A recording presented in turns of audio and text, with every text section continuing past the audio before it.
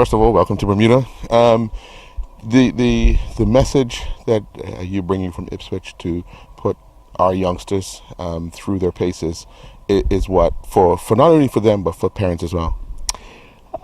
Well, primarily, I'm here to give the kids a good experience. I'm the head of recruitment in Ipswich Town for the academy, so my job is to find talent. So I would love to find some talent here. That's what I'm here for. So we'll be assessing the boys this week, and if we see any boys that we like, then there's a potential for them to visit the academy in the UK. I've travelled the world. I have a relationship with the Cayman Islands, and we've had boys visit us from the Cayman. So I see very similar setups. So I'm hoping I can find a player.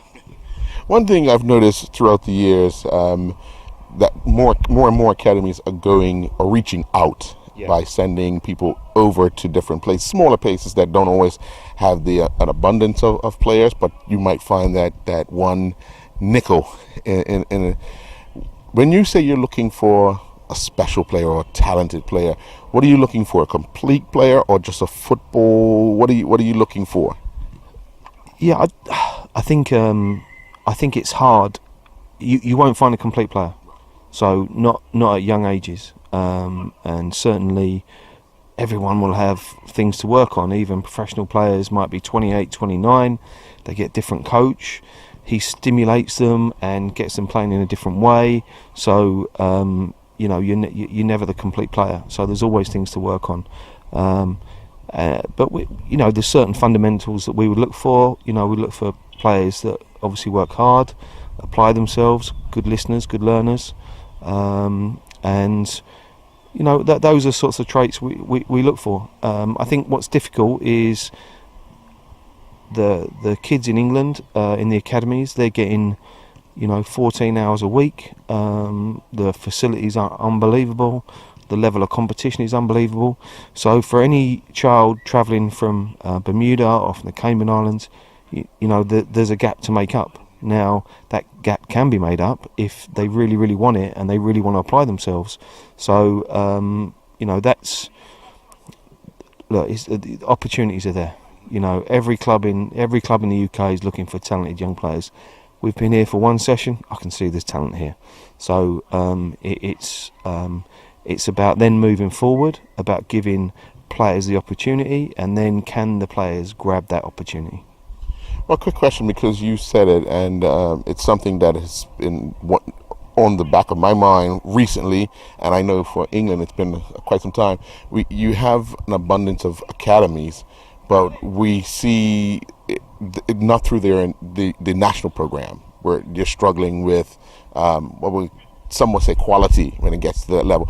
Bringing in outside talent, does that help boost, and playing in, say, the lower leagues or the leagues throughout, does that help the national program from a club perspective? Yeah, I think each club individually would be really selfish and say that that they're looking at their own program. For instance, at Ipswich, we would only recruit local boys, so boys that live within an hour and a half of our training ground. They will always be our priority. But that doesn't mean to say that we don't prospect a little bit and go and look in different places, and we try and spread our message and visit different places. And if there is a player who's better than what we've got, then obviously we would look at them. I think English football is going through a process of development with their national squads. It's very difficult because the Premier League is a runaway train in terms of money, and they're recruiting. If you're a Premier League club, you want that ready-made player, and you're happy to spend 25-30 million. So at the moment they can't quite work out which way they're going to go.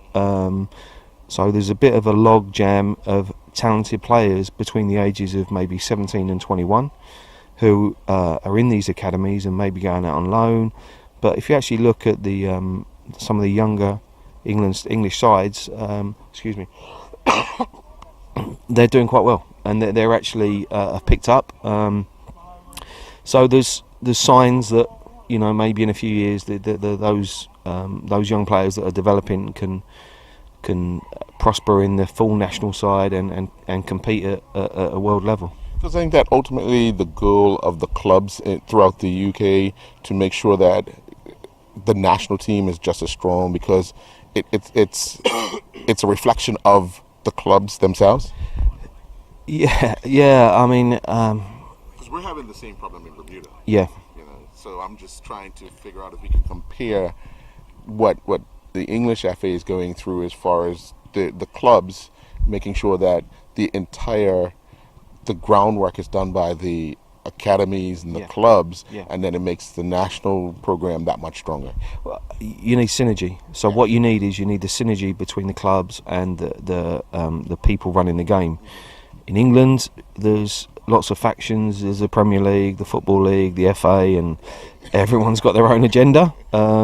So that makes it difficult. What you need is everyone on the same page, everyone working together, and that's when you get that development and everyone working together, which ultimately will get the end result. Well, Steve, I'll talk to you later on in the week to see if you found one or two of what you're looking for. Brilliant. Thanks, Hugh. Well, putting something like this together from a distance is always a challenge for some. You don't know what to expect. You tend to speak to someone on the ground. You spoke to Ray. You've spoken to the other coaches around. But it's what to expect from the other side. Obviously, you're putting together and you're bringing a group from Ipswich here to Bermuda. What were some of the expectations you had for them, the coaches, and what are you hoping to find here in Bermuda? Okay, so the idea of the expectations of the coaches is that what we want to deliver is a true account of a kind of experience of going under structured English related academy sessions. Ultimate goal is, there's two really. One is we want them to, at the end of the week, have improved, not so much technically, but in terms of mentally focused, discipline, thinking, not just about in-ball, off-ball. And again, we've got the situation whereby if any players do excel, the idea is that we hopefully can put a pathway and maybe look at taking them a little bit further. Through 3 years of doing what you do, how challenging has that been? Because you might see a diamond in the rough, but then when you get to see the complete person, it's not kind of what you're looking for. How do you try to maximize the availability of what you want to provide a youngster and help them to understand that not everyone gets that particular opportunity?